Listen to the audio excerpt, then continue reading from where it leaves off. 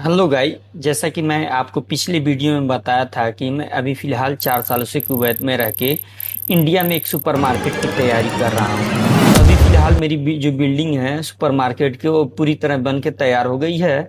बस उसमें पेंट की काम बाकी है और जो है रैक लगाना है। माल का मुझे कोई टेंशन नहीं है क्योंकि मेरा एक पहले से मिनी मार्ट चल रहा है।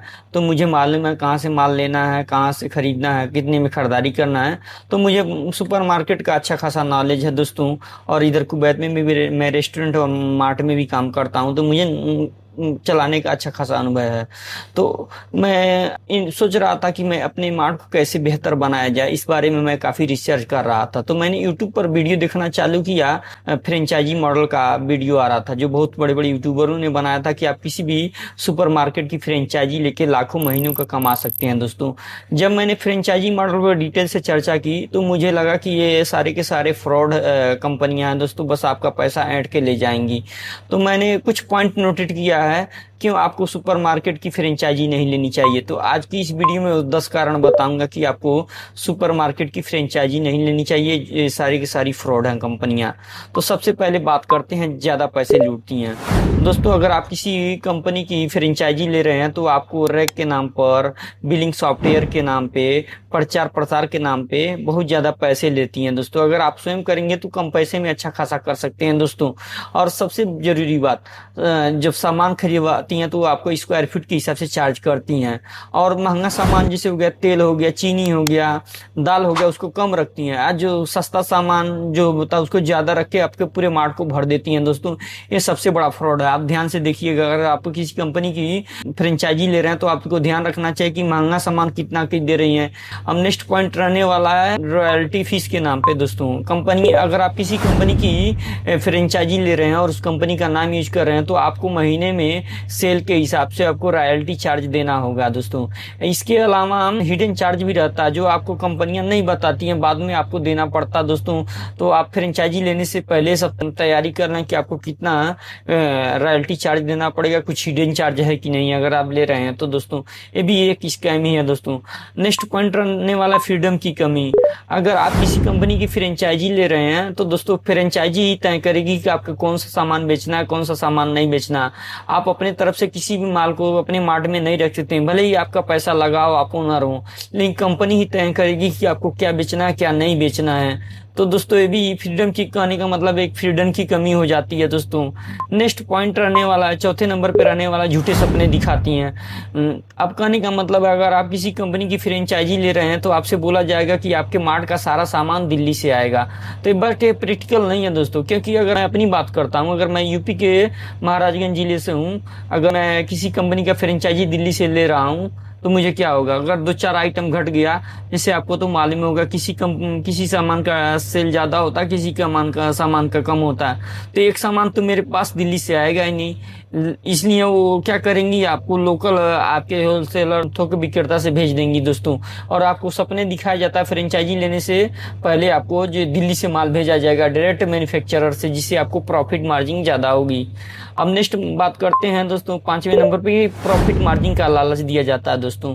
ये सबसे बड़ा स्कैम है इन लोगों का। कहने का मतलब ये आपको बताती हैं, कोई कोई फ्रेंचाइजी तो मैं ऐसा देख रहा हूँ आपको 50% प्रॉफिट मार्जिन बताती हैं, बट ये व्यवहारिक पॉसिबल नहीं है।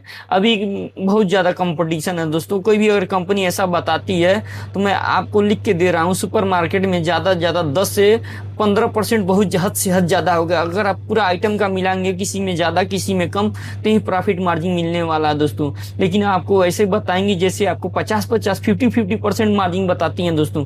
अभी इसका स्कैम समझ लेते हैं दोस्तों। कुछ ऐसे आइटम होते हैं, अगर आप फ्रेंचाइजी लेंगे या चाहे न लेंगे तब भी आपको प्रॉफिट मार्जिन भर भर के मिलेगा दोस्तों। जैसे कॉस्मेटिक आइटम हो गया, नमकीन के थी हो गया, इसमें मार्जिन ज़्यादा होती हैं। वहीं आप फ्रेंचाइजी तब भी लेंगे तब भी आपको कुछ ऐसे आइटम होते हैं उनके प्रॉफिट मार्जिन बहुत कम होता है। जैसे तेल हो गया, दाल हो गया, चावल हो गया, इसमें प्रॉफिट मार्जिन जी 5 से 6% ही ज़्यादा रहने वाला है, चाहे फ्रेंचाइजी लें चाहे न लें। तो दोस्तों इसमें भी ये कंपनियाँ ऐसे ही करती हैं, बस आपको झूठे सपने दिखाती हैं। अब बात करते हैं पॉइंट की, जो 6वें नंबर पर रहने वाला, बहुत बड़ा इन्वेस्टमेंट करना पड़ेगा। अगर आप किसी कंपनी की फ्रेंचाइजी ले रहे हैं तो मैं आपको बता रहा हूँ, जैसे कि मेरा अभी मार्ट जो बना है, रेडी हुआ है, वो 12x70 का है। मैंने एक फ्रेंचाइजी मॉडल से संपर्क किया तो उसने बताया कि कम से कम आपको 15 लाख की आवश्यकता होगी। अब मैं अपनी बात बताऊं तो अगर मेरे पास 6 से 7 लाख रुपए रहे तो मैं अपने मार्ट को पूरे में भर दूंगा और मॉडर्न रेक और बिलिंग सॉफ्टवेयर के साथ मैं अपने मार्ट को चालू कर सकता हूं। यानी कहने का मतलब उतने में वो 5 से 6 लाख रुपए एक्स्ट्रा मुझसे ले सकती हैं दोस्तों। नेक्स्ट बात करते हैं 7वें नंबर पे जो पॉइंट रहने वाला है, फ्रेंचाइजी कंपनियों को लोकल मार्केट की समझ नहीं होती है। अब एक पॉइंट को आप ऐसे समझ सकते हैं, मान लीजिए मैं यूपी उत्तर प्रदेश का हूं तो मेरे एरिया में क्या बिकता है वो दिल्ली के किसी फ्रेंचाइजी मॉडल को नहीं समझ में आ गया। जैसे बात करते हैं मेरी तरफ संत जी का नमकीन बीकानो हो गया, हल्दीराम हो गया, इससे ज्यादा बिकता है। उनको मेरे लोकल एरिया का इतना नॉलेज नहीं रहेगा जितना आपको रहेगा, जितना मुझे रहेगा। तो आपको अपने एरिया का नॉलेज अच्छा खासा हो सकता है दोस्तों।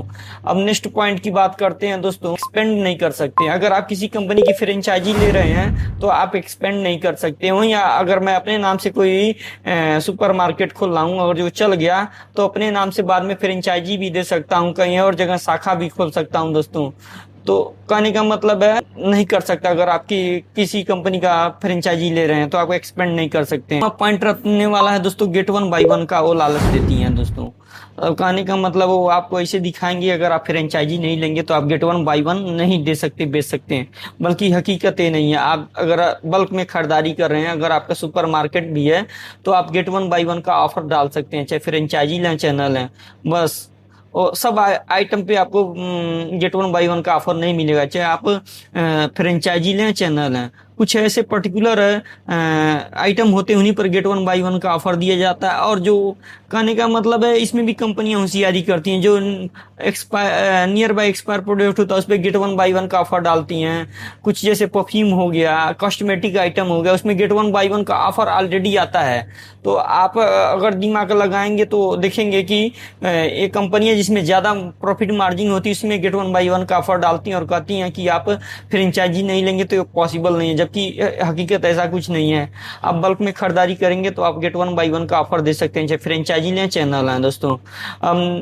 10वां पॉइंट रहने वाला है कस्टमर सपोर्ट। खुद से लोग जो फ्रेंचाइजी ले रहे हैं, बाद में कोई भी मुसीबत आने पर जो फ्रेंचाइजी ओनर होता है वो ज्यादा अपने कस्टमर को सपोर्ट नहीं देता है दोस्तों। बहुत से लोग शिकायत करते हैं कि जैसे मान लीजिए अभी मार्ट चल रहा तो अच्छा खासा है, मार्ट नहीं चलता तो लॉस होने लगता तो कस्टमर सपोर्ट नहीं दिखाती। जैसे कोई एक माल एक्सपायर हो गया, क्या करना उसका माल बारे में नहीं बताती हैं।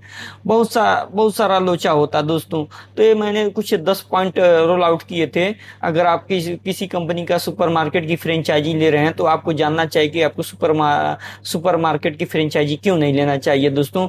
उम्मीद करता हूँ कि वीडियो आपको पसंद आई होगी। अगर वीडियो पसंद आई है तो प्लीज वीडियो को लाइक करें और हमारे चैनल को सब्सक्राइब करें। मिलते हैं अगले वीडियो में, धन्यवाद।